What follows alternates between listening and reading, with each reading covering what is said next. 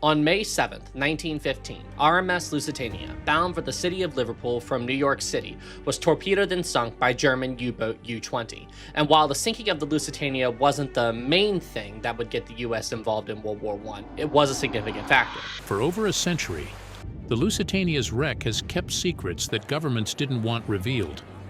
But when an advanced underwater drone descended to the deteriorating hull recently, it captured evidence that historians had only speculated about. The Lusitania was torpedoed.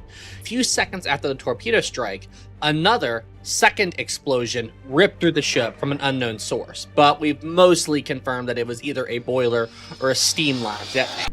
What the cameras recorded has reignited one of the most controversial debates in maritime history, and the implications reach far beyond a single shipwreck. The sinking that changed history. On the eve of World War I, America was doing everything it could not to get involved. President Woodrow Wilson had practically welded the nation's hands to its pockets with his policy of strict neutrality. The Americans had, from the very beginning, an official policy of neutrality, but neutrality never meant indifference or apathy. Urging Americans to stay calm, stay balanced, and above all, stay out of Europe's mess. Impartial in thought as well as in action, he insisted, as if neutrality were a kind of national meditation practice. And for a while, the message stuck. Despite newspapers buzzing with war updates and immigrant communities debating loyalties, British, French, German, Irish, most Americans simply wanted to live their lives an ocean away from the conflict. Big banks lent money to the Allies, which tied American finances to the war's outcome. But even that didn't fully break the isolationist spell. Ethnic Germans in the United States, nearly 10% of the population, watched the situation nervously. Many feared that one wrong move could turn public opinion against them. Still, the average American wasn't exactly itching to join a global war. The preparedness movement shouted for a stronger military, with Theodore Roosevelt practically yelling through a megaphone about building ships and raising armies. But plenty of others pushed back. Neutrality, they argued, was woven into the country's DNA. Wilson even won re-election in November 1916 on the slogan, "He kept us out of war." But the events that nudged America toward battle didn't begin in 1916. They began in the spring of 1915, on a sunny afternoon off the coast of Ireland, aboard a ship whose sinking would send shockwaves across the world. The RMS Lusitania was not just a ship. It was a floating declaration of prestige. Sleek, luxurious, and impossibly fast, it had earned the nickname the Greyhound of the Seas. When it departed New York on May 1, 1915, the mood on board was relaxed and upbeat. Families strolled the promenade deck, businessmen chatted over cigars, and first-class passengers enjoyed menus that could rival top European restaurants. Among the crowd were honeymooners, artists, nurses, wealthy travelers, and everyday citizens returning home. Yes, Germany had placed warnings in American newspapers, stern little notices claiming that any ship sailing under the British flag, passenger or not, was fair game in a war zone. But people shrugged them off. The idea that Germany would actually attack a civilian liner packed with innocents seemed unthinkable. Besides, the Lusitania was considered too fast to be caught and too famous to be targeted. In hindsight, that confidence reads like foreshadowing. May 7, 1915 began like any other day at sea. The Irish coast was a hazy outline on the horizon as the Lusitania powered toward Liverpool, but just beneath the surface, lurking like a wolf in tall grass, was the German submarine U-20. Captain Walter Schwieger had been observing enemy ships all morning, but when he spotted the Lusitania slicing through the water, he knew exactly what he was looking at and what it represented. At 10 minutes past 2 in the afternoon, he gave the order: one torpedo, one launch, one trail of bubbles racing silently toward a ship carrying nearly 2,000 innocent souls. The torpedo struck the starboard side with a violent crack. Survivors later described the impact as a shuddering punch that rippled all the way through the decks. Passengers froze, unsure of what had happened, until something far more terrifying followed. A second explosion, deep within the ship, thundered through the hull. It was louder, fiercer, almost unnatural. Some said it felt like the ship buckled. Others said it sounded like the entire vessel inhaled sharply, and then ripped open from the inside. Its source remains one of the great maritime mysteries of the 20th century. The Lusitania immediately jolted to one side. Corridors tilted. China slid from tables. Water rushed in with horrifying speed.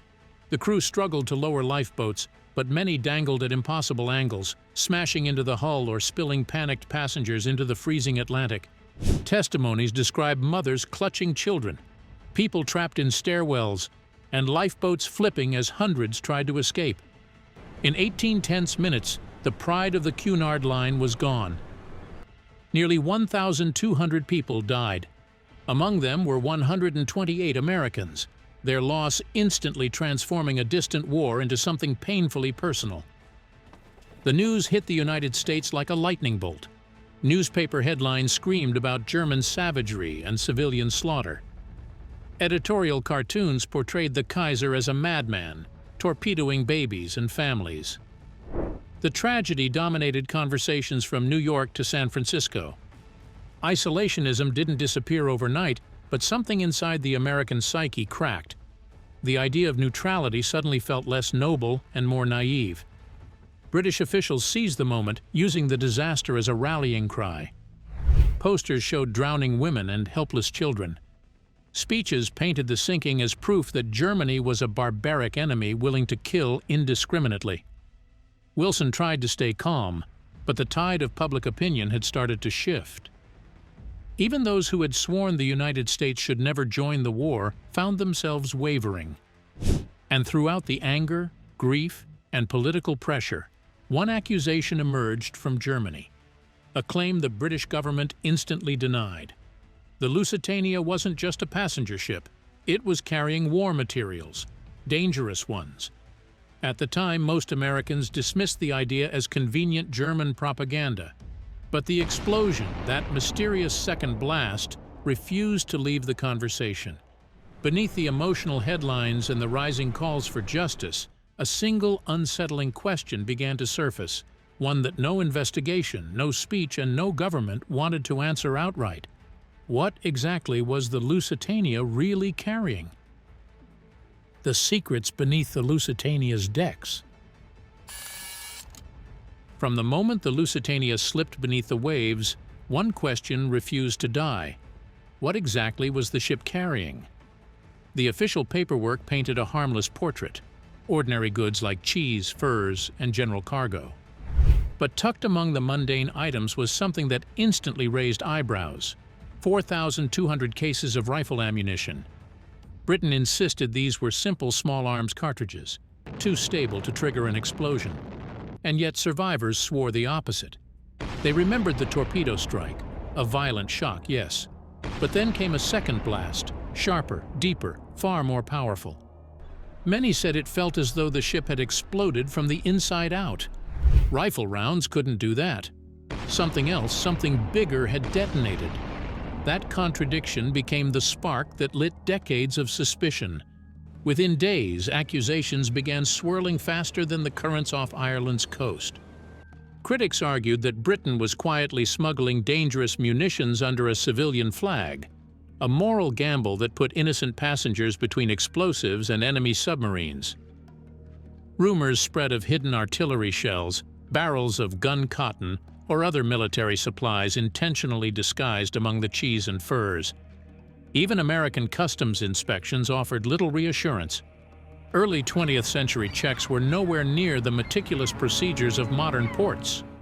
Massive crates could be mislabeled, waved through, or, if someone wanted to get creative, loaded after inspection entirely. So when survivors described an internal blast strong enough to tear through steel bulkheads, conspiracy theorists felt they had their smoking gun. If the British government wanted to quiet the rumors, it chose the worst possible strategy: secrecy.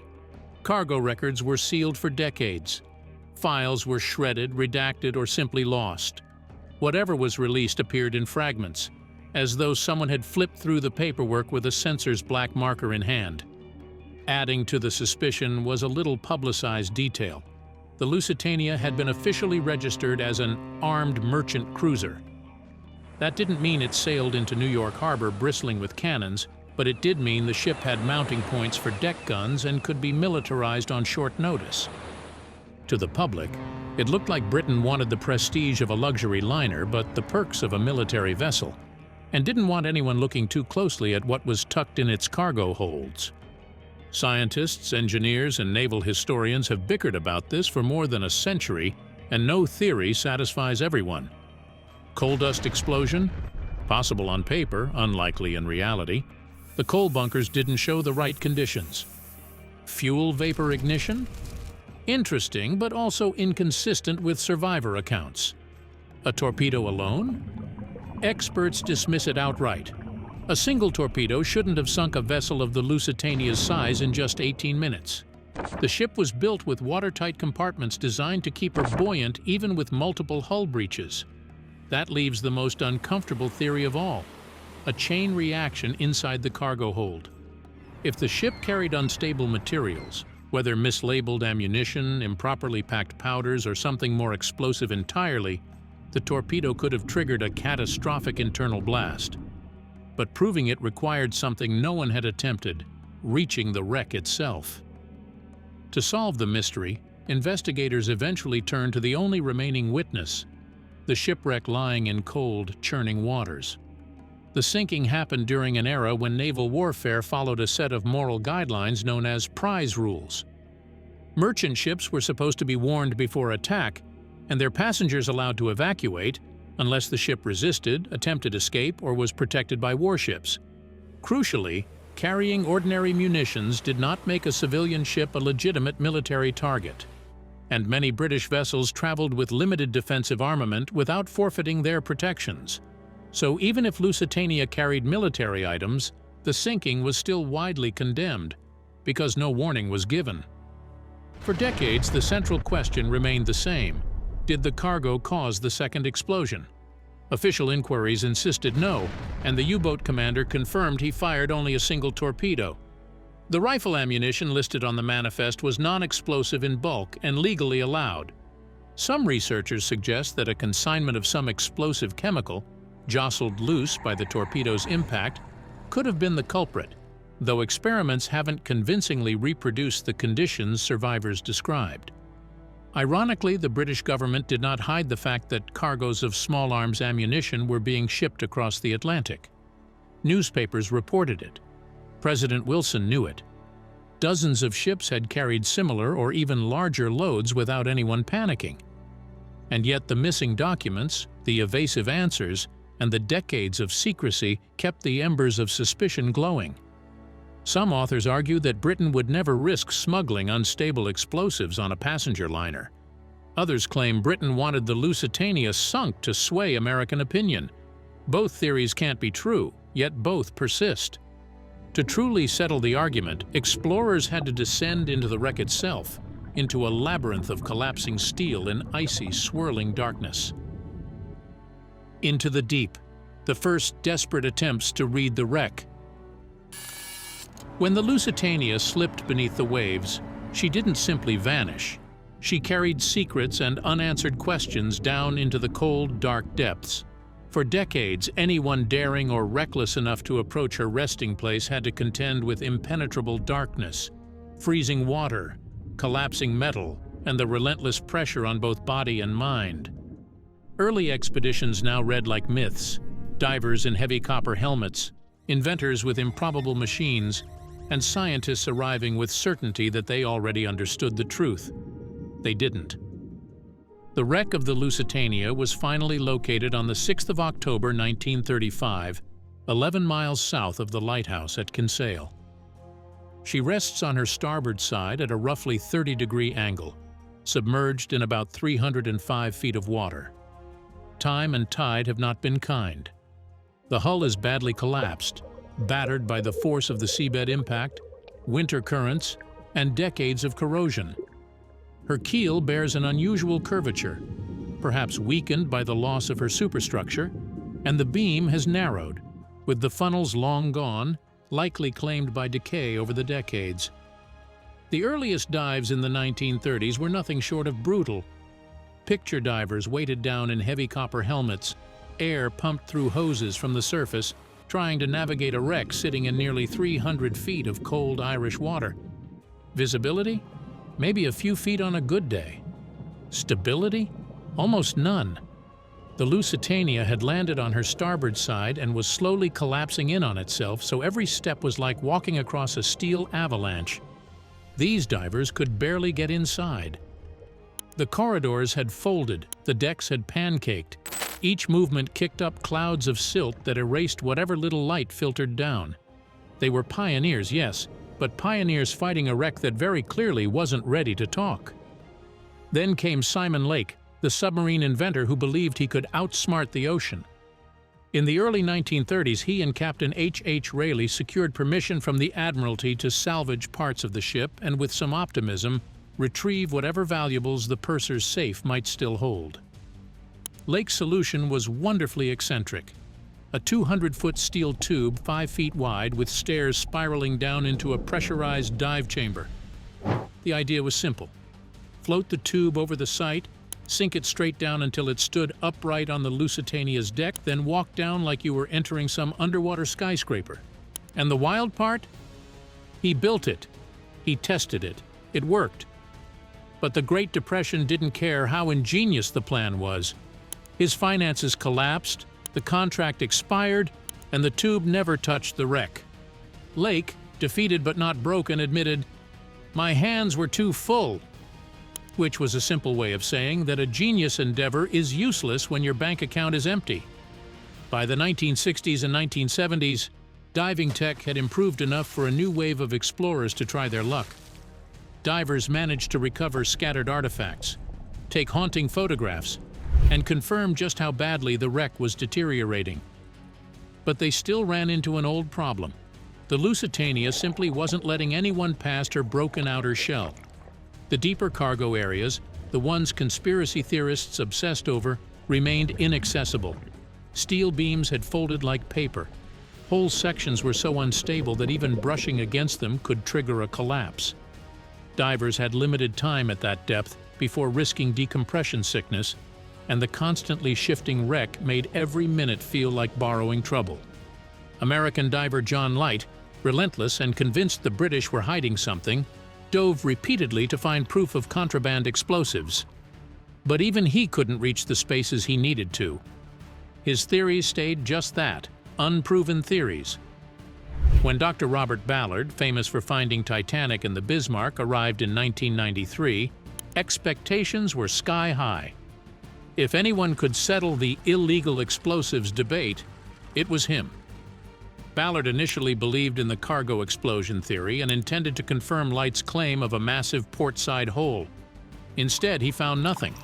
No gaping wound, no blown-out cargo hold, no physical trace suggesting a secondary blast from munitions. The entire exposed area was, as he put it, clearly undamaged. That alone contradicted decades of speculation. What Ballard did find, however, was an enormous amount of coal spilled across the seabed. After consulting explosives experts, he proposed a new theory, a coal dust explosion. According to him, the torpedo's shockwave could have tossed fine dust into the air inside a depleted bunker. One spark, and boom. Not everyone bought it. Critics argued the coal would have been too damp to ignite, or that the torpedo's impact would have instantly flooded the bunker, snuffing out any chance of ignition. The debate didn't stop, it simply changed shape. Ballard left with data, images, and a theory, but not a definitive answer. The wreck stayed stubborn, still guarding the moment that doomed the ship. Every expedition after Ballard's has had the same problem. The Lusitania is dangerously unstable. Steel plates have disintegrated, decks have folded. Fishing nets and even unexploded depth charges complicate the descent. Mixed gases are required at that depth, and several technical divers have been seriously injured attempting to reach her. In short, humans weren't built for this place, and yet the desire to learn what truly happened never faded. Greg Bemis, the wreck's longtime owner, spent millions pursuing an answer. He battled governments, weather, collapsing metal, and his own mortality. When he died in 2020, he still hadn't found definitive proof of what caused the second explosion. By the 2000s, theories had multiplied. A catastrophic failure in the steam-generating plant, a high-pressure steam line rupture, a boiler explosion triggered by flooding, or the simplest theory of all, the torpedo alone caused off-center flooding so severe that no second blast was needed at all. Modern simulations support that last one. If the torpedo struck near the boiler rooms, as many survivor accounts suggest, the ship's flawed bulkhead design and open portholes would have doomed her almost immediately. The second explosion, in this view, may have been structural failure or boiler implosion rather than anything loaded in the cargo holds. And so the mystery deepened. Each expedition chipped away at questions instead of providing answers, leaving researchers with a wreck too dangerous to enter and a century-old disaster that refused to fully explain itself. For decades, the wreck remained a silent witness, its secrets locked behind twisted steel. Then came the machines that didn't tire, didn't panic, and didn't need to breathe. The machines that went where divers couldn't.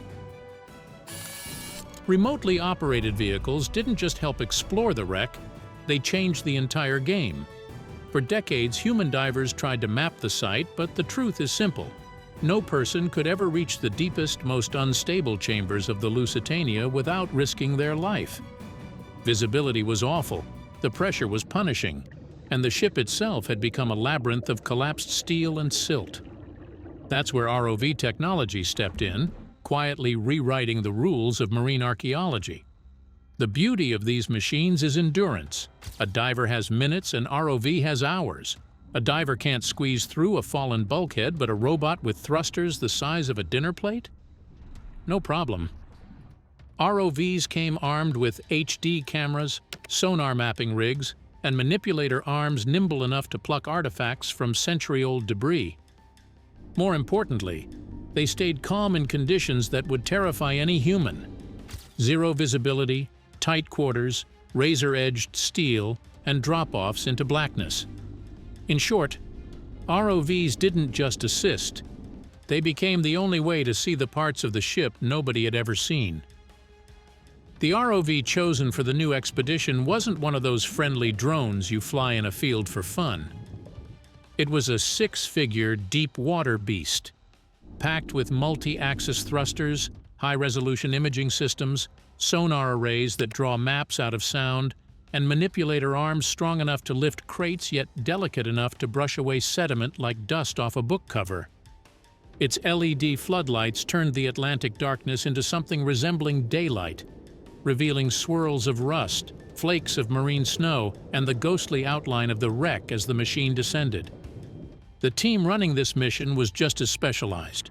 Archaeologists who knew every blueprint of the ship by heart, historians who could identify a century-old brass fitting from a blurry camera feed, and engineers who had spent years designing the perfect tool for this exact dive. Their prep work took longer than most expeditions. Their caution wasn't fear, it was respect. Nobody on board cared about treasure. They weren't looking for gold, silver, or souvenirs. Their mission was simple but monumental: end the cargo debate once and for all. For over a century, rumors and accusations swirled around the Lusitania. What exactly was stored in those forward cargo holds? Were the official manifests complete? Or did the ship carry something explosive enough to turn a torpedo strike into a catastrophic second blast? To answer that, the team focused the ROV entirely on the forward cargo spaces, the coal bunkers, and the corridors tied to survivor testimony about the mysterious second explosion. The descent was a slow fall into a world without color. Thermoclines rippled like liquid glass. Fish drifted in and out of the ROV's lights, unbothered by the visitor. The wreck emerged from the dark as a broken titan, the hull scarred by time, its metal skin eaten by corrosion, its wounds from 1915 still visible. As the drone glided along the starboard side, the torpedo impact site appeared like a jagged mouth frozen mid-scream, steel torn inward, structural supports bent like wet branches. Then the ROV slipped inside. Twisted beams and collapsed decks created a maze where one wrong move could trap any machine forever. Visibility shrank until the lights hit a wall of silt, then slowly expanded again as the ROV's thrusters settled. It crawled through passageways no human diver had ever reached, sections too dangerous, too tight, too unstable. Every meter revealed fragments of the ship's final frantic minutes. And then, deep inside a collapsed compartment untouched since 1915, the ROV's cameras froze on something that shouldn't have existed at all. The discovery that shattered a century of certainty. For more than 100 years, the Lusitania story seemed neatly packaged. A peaceful passenger liner, a ruthless submarine commander, and a tragedy that turned global opinion against Germany. The narrative was so clean, so dramatic, so symbolically useful that few people bothered to question it, at least not loudly. But then came the ROV footage, the sonar scans, and the evidence recovered from places no diver had ever reached. And suddenly the story cracked open. What the drone found didn't just raise eyebrows. It forced historians to take a deep breath and rethink the entire foundation of the legend. When the ROV slid into the collapsed forward compartments, its cameras didn't just record scattered debris. They captured proof. Not theories, not speculative maybes, actual physical, irrefutable proof. There were munitions, and not the small arms ammunition the British government admitted to decades later. This was bigger, heavier, and unmistakably military. The robot's lights swept across containers whose dimensions matched explosive storage crates. Brass shell casings lay half-buried in silt.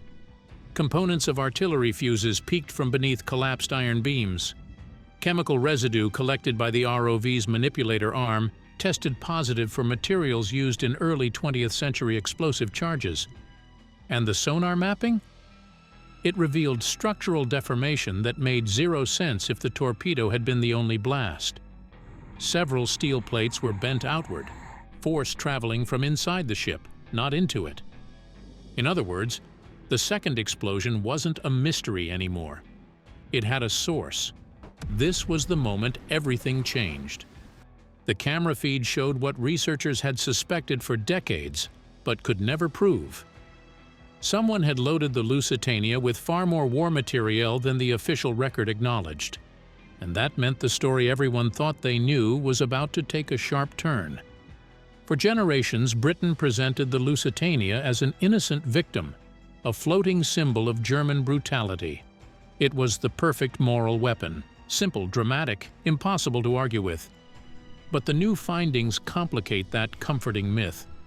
Under wartime law of 1915, a passenger ship carrying military supplies into a war zone didn't count as a purely civilian vessel. In fact, it became a valid military target. That doesn't make the loss of 1,198 lives any less horrific, but it does change the legal and moral framing. Suddenly, Germany's claims, long dismissed as self-serving propaganda, seem far more credible. They had insisted the ship carried munitions. Britain had denied it. Now the wreck itself is saying Germany wasn't lying. This doesn't exonerate the submarine commander, who fired without warning. But it does raise uncomfortable questions for the British government, questions they worked very hard, for a very long time, to bury. Why load so much dangerous cargo on a ship filled with families and children? Why send it through waters known to be patrolled by U-boats? Why withhold a destroyer escort? Why minimize, obscure, or outright deny what was in the forward holds? You can feel the old, carefully built narrative crumbling. And here we arrive at the moral minefield, the part of the story that makes historians wince and governments defensive. Did Britain knowingly put civilians in danger by turning a passenger liner into a dual-use vessel? Was the Lusitania quietly serving as a fast, discreet munitions pipeline? Did officials underestimate the risk? Or worse, accept it? The darkest possibility, the one whispered about for decades, is that the ship was allowed to sail through a danger zone because the Admiralty understood the propaganda value of a dramatic sinking. a civilian tragedy could rally the reluctant United States, whose entry into the war Britain desperately needed. There's no single gotcha document proving a conspiracy, but the pattern of evasiveness, missing records, contradictory statements, and nervous government memos from later decades paints a picture that is, let's say, not confidence-inspiring. Even Germany wasn't morally spotless. U-20 violated established rules by not giving warning. Civilians died in awful numbers. Whatever cargo Lusitania carried, that part remains indefensible. So we end up here in the murky middle ground where real history often lives. Germany broke wartime rules. Britain broke public trust. Both sides made choices that, in hindsight, looked devastatingly reckless. And in the center of it all were the passengers, ordinary people who never knew what was stored beneath their feet. The moment the expedition released its preliminary findings, the reaction was immediate and loud. Some historians practically exhaled in relief. Finally, physical confirmation of what research hinted at for years. Museums began quietly drafting new exhibit panels. Documentary producers started editing their scripts. Archivists reopened files they hadn't touched in decades. Others urged caution. They argued that while the evidence is compelling, it doesn't rewrite every detail of the established narrative. After all, the torpedo alone would have been catastrophic. Even if the ship carried munitions, Germany still killed hundreds of civilians by firing without warning. Both things can be true at once. But even cautious historians admit one thing. The story of the Lusitania can never again be told the same way. The once straightforward morality tale has become a layered, uncomfortable, deeply human tragedy, filled with secrecy, miscalculation, and political desperation. And the public? They're fascinated, outraged, captivated. Every time new evidence is published, the debate erupts all over again. Because this isn't just a shipwreck anymore. It's a century-old wound being reopened. But the story doesn't end with the discovery. Today, the Lusitania lies in Irish waters, decaying, contested, and still fiercely protected. The ship that won't stay silent. For a ship that sank in just 18 minutes, the Lusitania has refused to disappear quietly. Even now, rusted, broken, and slumped across the seabed off the coast of Ireland, she continues to spark arguments, inspire research, and provoke more emotion than most modern tragedies. The wreck is more than a historical curiosity. It is a place where memory, politics, science, and grief all collide. Today, the Lusitania rests in Irish waters, protected not just by rust and depth, but by law. The Irish government considers the wreck a war grave, a final resting place for those who never made it to a lifeboat. Access is tightly regulated. If you want to approach her, you need permits, not just for safety, but out of respect. You can understand why. Over the decades, the wreck attracted everyone from passionate historians to weekend treasure hunters, and not all of them behaved responsibly. Portholes vanished. Deck fixtures disappeared. Personal belongings, watches, shoes, children's toys, were retrieved legally and illegally. Some ended up in museums, some ended up in private collections, some simply vanished. This raises a question nobody fully agrees on. Is it ever acceptable to disturb a mass grave, even in the name of history? Archaeologists argue that every artifact tells a story, and that preserving memory sometimes requires touching the past.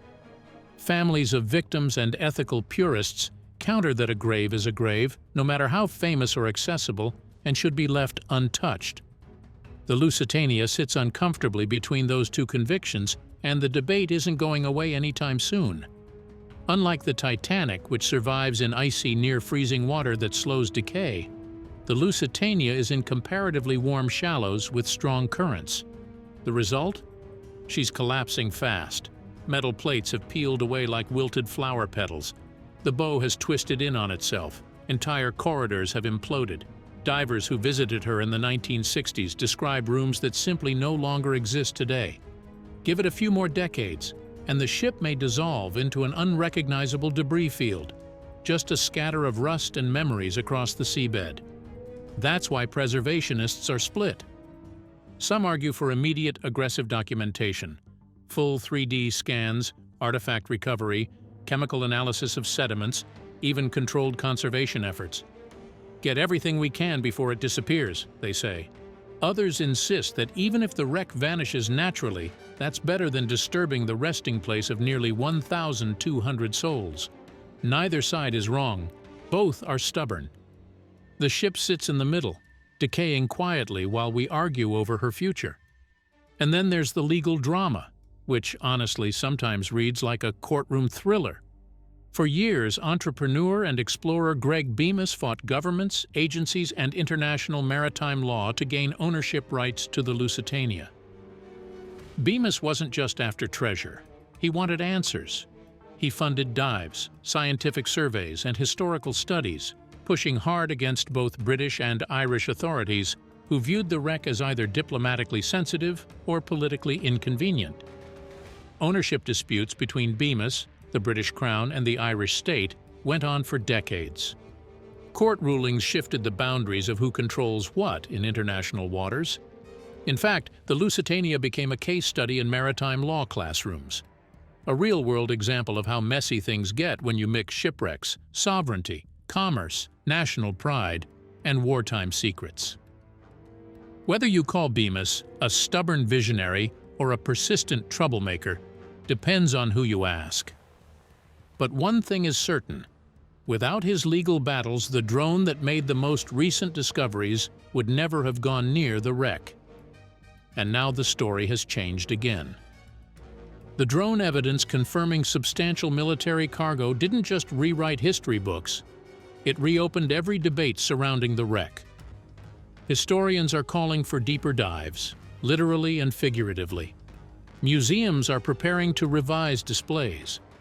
Governments that once downplayed the ship's military role are feeling the heat. Some experts are even suggesting that World War I naval history might need a comprehensive update. New technology promises even more revelations. Advanced ROVs could scan the interior spaces still intact. High-resolution sediment testing might reveal exactly which explosive compounds were stored aboard. AI-assisted reading of old telegraph records and admiralty logs could expose what officials actually knew and when they knew it. And here's the irony. The ship that helped pull the United States into a global war might now force Britain, Ireland, and Germany to reassess the very conflict she became a symbol of. The Lusitania's legacy is no longer just about tragedy or propaganda or wartime politics. It's about how truth survives, sometimes buried under 100 meters of water and a century of secrecy, waiting for technology to catch up. You would think a ship that sank in 1915 would have said everything it had to say. But with each new expedition, each newly released file, each sonar sweep, the wreck keeps whispering fragments of a story we're only beginning to piece together. For over a century, the Lusitania lay silent. Now, through the eyes of a machine built 100 years after her death, she is finally speaking, and the world is only just beginning to listen. Now that the Lusitania is finally giving up her secrets, what do you think history will choose to remember? The tragedy, the controversy, or the truths we've only just begun to uncover? What's your take on this? Share your perspective in the comments section. Thanks for watching. See you in the next one.